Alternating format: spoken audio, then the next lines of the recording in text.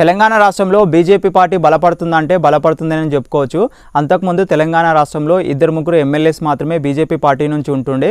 ప్రస్తుతానికి తెలంగాణ రాష్ట్రంలో పార్లమెంటు నుంచి చూసుకుంటే 8 మంది ఎంపీలు ఉన్నారు. తెలంగాణ లెజిస్లేటివ్ అసెంబ్లీ నుంచి చూసుకుంటే 8 మంది ఎమ్మెల్యేస్ ఉన్నారు. తెలంగాణ లెజిస్లేటివ్ కౌన్సిల్ నుంచి తీసుకుంటే 3 ఎమ్మెల్సీలు బీజేపీ పార్టీ నుంచి అయితే ప్రస్తుతానికి తెలంగాణ రాష్ట్రంలో ఉన్నారు.